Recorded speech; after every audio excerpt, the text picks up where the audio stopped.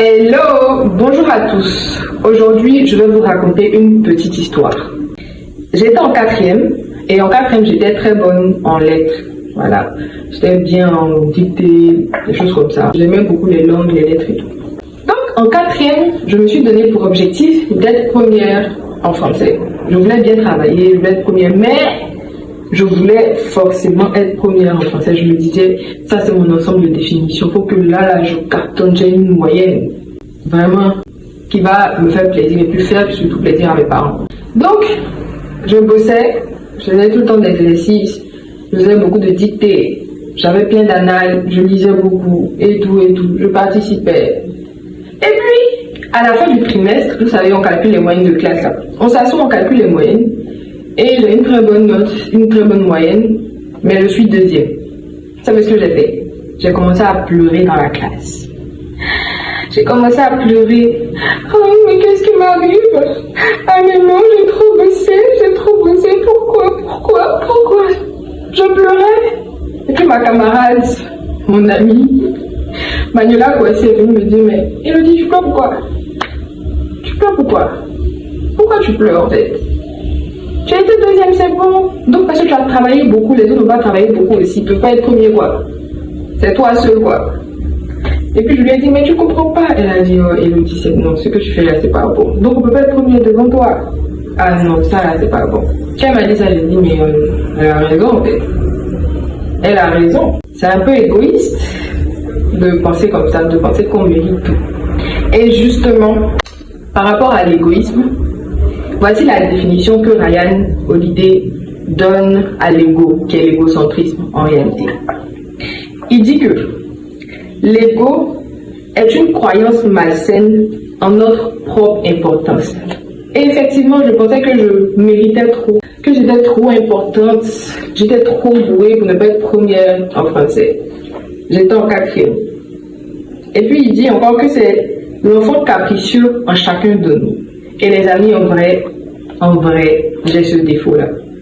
J'ai ce défaut, parfois, quand j'analyse mes sentiments, il y a beaucoup de choses où j'ai un ego qui commence à monter, et puis après je me dis, non mais, faut te calmer, tu ne mérites pas toute la tête. Et ce sont des caprices en fait, ce sont des caprices intérieurs, le fait de penser qu'on mérite ça. Alors que c'est pas forcément le cas, c'est vraiment pas forcément le cas. Et l'ego, en fait, vous donne une fausse vision de la réalité, une fausse vision de vous-même. Voici pourquoi ce livre-là, L'ego et l'ennemi, est l'un de mes livres préférés de ces 4-5 dernières années. Le préféré même. Parce qu'il explique vraiment de façon simple et avec beaucoup de sagesse, de délicatesse, de finesse, ce que c'est que l'égocentrisme et pourquoi c'est notre ennemi. Parce que les amis, avoir un ego démesuré vous rend aveugle vis-à-vis de vos capacités et surtout vis-à-vis de vos lacunes. Quand vous avez un ego démesuré, vous n'arrivez pas à vous apprécier convenablement. Et il y a quelques leçons que j'ai retenues que je veux partager avec vous. La première leçon que je veux partager avec vous, c'est impressionner les gens est très différent qu'être réellement impressionnant. Donc, entre impressionner et puis être impressionnant, vraiment il y a un écart. Impressionner les gens, c'est quand vous êtes dans la dynamique de faire, de prouver. Être impressionnant, c'est quand vous ne forcez même pas, vous n'essayez pas d'être une autre personne, mais vous-même, vous conservez votre valeur à un tel point que vous devenez impressionnant, non seulement pour vos amis, mais pour les gens qui vous aiment vraiment. Et justement, moi j'étais, par rapport à cette histoire en quatrième, c'était comme ça que je me sentais en fait. Je n'ai même pas profité du moment, du fait de vouloir me former, du fait d'apprécier l'effort que j'étais en train de faire. Je me disais, je dois être première, alors que c'était une affaire de rang. Non, je ne devais pas me dire ça, je devais me dire non, je travaille, c'est pour mon plaisir, c'est pour ma propre culture. Et puis voilà, ce qui va arriver si je ne suis pas première en français. Ça va quoi. Mais moi j'étais tellement attachée à ça, justement pour être impressionnante. Et c'est une mauvaise lecture de la vie, c'est vraiment une mauvaise lecture de la vie. C'est faire les choses pour les autres, mais même pas pour soi-même. Vous voyez, c'est chercher à répondre aux standards, à rentrer dans des cases, à ne pas profiter soi-même de l'apprentissage. C'est vraiment un comportement à revoir. Moi, de mon côté, je prie toujours Dieu de me donner cette qualité qui est l'humilité, le détachement, parce que je lutte contre ces choses, vers mon défaut. Donc, la deuxième leçon, c'est avoir l'autorité n'est pas pareil qu'être une autorité. Et en fait, dans cette partie-là, l'auteur nous explique l'histoire d'un colonel américain qui s'appelle Boyd, qui a fait de grandes choses aux États-Unis, mais on ne le connaît pas beaucoup. Bizarrement, il a juste fait une étude sur des stratégies militaires. Mais l'histoire raconte qu'il était vraiment doué, qu'il n'était pas populaire, mais c'est-à-dire quand vous êtes dans son entourage, vous apprenez beaucoup et tout. Et il donnait des conseils à ses stagiaires. Il disait aux jeunes, c'est vrai, la carrière, les avantages, c'est bien.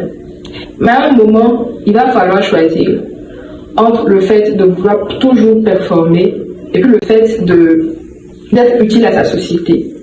Parfois, dans l'armée, vous aurez des dilemmes du genre être dans des villes où il y a vraiment besoin d'insécurité, ou être dans une autre administration où vous avez plus d'avantages. Et parfois, à ces moments-là, il va falloir choisir ce pourquoi vous êtes vraiment venu à ce métier, c'est-à-dire protéger les gens. Et il disait que c'est ça la différence entre être et puis faire. Si vous êtes vous-même, vous demeurez fidèle à vos amis, à vos valeurs, là vous êtes vraiment une personne qui apporte un plus. Mais si vous passez votre temps à faire, à exécuter, à prouver, à démontrer aux gens que vous méritez plus que vous méritez tout, vous n'aurez pas assez d'impact. Et c'est vraiment une leçon que je retiens et qui m'inspire beaucoup. Ensuite, demeurez l'éternel étudiant. J'aime trop cette partie en fait. Les amis, je me suis rendu compte que dans la vie, et surtout dans notre siècle de performance et de développement personnel exacerbé, parfois on veut tous les certificats, on veut tout prouver, on veut arriver à l'étape où on coche la case de it's done, j'ai fait ça, j'ai fait ceci, j'ai réalisé cela. Mais parfois on ne prend même pas le temps de profiter de l'apprentissage, de profiter de la leçon. Laissez le temps nous bâtir progressivement. Mais on veut avoir toutes les prouesses, toutes les réussites. C'est vrai, c'est intéressant, c'est bien, mais... Parce que demeurer l'éternel étudiant vous permet de rester humble et d'être constamment en progression en réalité. Et Ryan Holiday explique l'histoire d'un musicien qui était bon, mais qui a pris le temps de se former pendant 2 ans auprès d'un autre grand. Et l'autre grand lui disait qu'il fallait refaire plein de choses. Il n'a pas regardé le fait qu'il était talentueux, mais il a repris le processus et pendant 2-3 ans, il revenait 2 fois par semaine et il travaillait comme il se devait, comme les débutants. Et ça lui a valu de vraiment réussir, de s'améliorer. En fait, l'apprentissage, c'est une manière de soumettre notre talent à l'appréciation d'une personne extérieure. Parce que vous savez, quand c'est vous-même qui vous appréciez, vous êtes toujours bienveillant avec vous-même. C'est difficile, c'est vraiment difficile de s'apprécier de façon rigoureuse. C'est vrai que l'auteur conseille de le faire, mais c'est pas facile de se dire j'ai des lacunes là. Non, il faut vraiment un regard extérieur pour ça, une manière de tester vos capacités. Vous êtes fort, mais est-ce que vous n'êtes pas fort à vos yeux seulement? Là est la question. Et pour moi, c'est un chapitre que j'aime beaucoup. C'est vraiment très intéressant. Et la meilleure partie pour la fin, les amis, c'est être l'antéam boulot. Et je vais vous citer une petite phrase qui m'a plu. Dégagez le passage pour vos supérieurs et vous finirez par ouvrir votre propre voie. Donc dégagez le passage pour vos supérieurs, pour vos aînés, pour vos devanciers. Et puis dans ça, vous allez finir par découvrir et trouver votre propre voie. Et je disais tantôt qu'il s'agissait du principe de l'antéambulo. L'antéambulo, je ne sais pas si je prononce bien, c'était dans la culture romaine, genre un ropero, ouais non, comme pour répondre à la qualité, le père d'Alois, quelque chose comme ça. Quelqu'un qui est comme un griot qui annonce une personne qui est haut placée. Donc l'antéambulo, c'était comme un poète. Et on dit qu'il y avait un qui s'appelait Martial dans son temps, qui était le poète, le chanteur d'un roi, quelque chose comme ça. Voilà. Donc, il passait partout et puis quand le roi devait venir, il annonçait, il le chantait, il le vantait et tout ça. Et on dit que pour les récompenser, parfois les rois, les autorités bien placées leur donnaient de l'argent, des maisons et tout. Sauf que ne pouvait pas vraiment être propriétaire. Vous voyez, ne pouvait pas vraiment être propriétaire. C'était comme des cadeaux, des prêts à vie, quelque chose comme ça. Mais en tout cas, Lontéaboulou, il avait beaucoup d'avantages. Il touchait, il pouvait rentrer partout. Il était toujours bien accueilli. Et ce Lontéaboulou qui s'appelait Martial, lui, il était jaloux du roi qu'il annonçait là. Il disait non, l'aristocratie, c'est injuste. Pourtant, il avait les avantages de cette aristocratie, mais il se plaignait de ça. Donc, arrivé un moment, il a décidé de partir, d'arrêter. Il a commencé à faire les coups bas et tout. Mais quand il a fait les coups bas, quand l'aristocratie, ce régime est tombé, lui-même il est tombé aussi. Et il n'était plus rien. Et en fait, Ryan Holiday dit, parfois, vous êtes dans une situation où vous êtes celui qui est le petit, ou comme on le dit en Côte d'Ivoire, le sac à main de quelqu'un, le repéro de quelqu'un. Mais de cette position, vous avez accès à beaucoup de monde. Vous avez accès à des personnalités, vous avez accès à des opportunités. Mais vous êtes tellement omnibulé par votre jalousie, par votre envie de réussir, d'être une autre personne, d'être mieux placé, que vous n'arrivez même pas à voir les avantages que vous avez. Et c'est ça le problème souvent. Parfois, on est le subalterne de quelqu'un, mais de cette position, on a accès aux avantages de cette personne-là. Mais on ne les apprécie pas parce qu'on est trop fier, on a trop d'ego.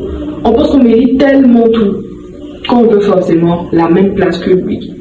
Alors qu'on ne sait jamais. Comme on le dit dans le livre, parfois, le fait que vous puissiez ouvrir le chemin de quelqu'un peut permettre que vous-même vous trouviez une voie, une opportunité et le succès. Donc, il faut vraiment se poser les bonnes questions et ne pas avoir honte d'être celui qui annonce le roi comme c'est décrit dans l'histoire, ne pas avoir honte d'être le subalterne, ne pas avoir honte d'être le stagiaire, ne pas avoir honte d'être l'employé. Franchement, d'être au bas de l'échelle, d'être sous la responsabilité de quelqu'un pendant un moment, parce que parfois, ces positions-là nous donnent accès à de beaux avantages. Donc, voici ce que je voulais vous partager aujourd'hui par rapport à ce livre, L'ego et l'ennemi. Franchement, je vous le recommande. Il y a plein d'autres chapitres intéressants. C'est vraiment un très beau livre, c'est trop bien écrit. C'est trop bien écrit. Et puis, je vous montre la couverture. Vous voyez, une mini-statue avec le buste. Ça a l'air d'être un homme. Le buste d'un homme avec un drapé comme à l'époque romaine et tout. Moi, j'ai essayé d'analyser. Le buste représente, vous voyez, quand vous bombez le torse. Quand vous bombez le torse, il y a le buste qui est au-dessus. Et l'esprit de la fierté et tout ça. Et justement, parfois, il faut baisser un peu. Il faut baisser un peu ce buste et puis accepter que la vie, souvent, vous éduque. Accepter d'être toujours en train d'étudier, de corriger vos lacunes, de faire tout ce qu'il faut pour vous améliorer. Même dans le monde professionnel et tout. Parfois, vous arrivez dans le monde professionnel et vous vous rendez compte que tout ce que vous avez appris à l'école, ça ne vous apporte pas grand-chose. C'est désuet, vous devez vous adapter. Et il faut accepter ça. Il faut accepter. J'ai plein d'anecdotes comme ça sur la question de l'ego. Franchement, parfois même l'ego vous empêche d'apprécier les gens. Oui. Parfois vous voyez les gens, vous n'arrivez pas à déceler, à voir leurs talents, leurs atouts. Parce que vous êtes trop introspectif en fait. Vous ne regardez trop qu'à vous. Donc vous n'avez même pas le temps d'observer les gens, de prendre le temps pour observer les gens, de les écouter. C'est vrai que ça peut paraître ordinaire dans notre société où on est toujours en train de dire « Ah, je dois réussir ». On est toujours en train de s'auto-évaluer. « Je dois faire ça, je mérite ça parce que j'ai... » C'est pas toujours le cas. Si vous avez aimé la vidéo, dites-moi. Et pour conclure, j'aimerais vous dire que réfléchissons. Avant de faire les choix, demandons-nous si nous voulons prouver ou si nous voulons tout simplement exister, être nous. Parce que prouver dans la vie, ça sert à rien. Ça épuise à la longue. Et ça fait perdre un peu l'essentiel. Mais si nous voulons exister, si nous voulons être nous-mêmes, soyons-le. Et même si ce n'est pas quelque chose qui entre dans les cases, qui satisfait tout le monde, au moins on aurait essayé d'être nous-mêmes. Merci à tous et à très bientôt dans les discussions d'Aqua.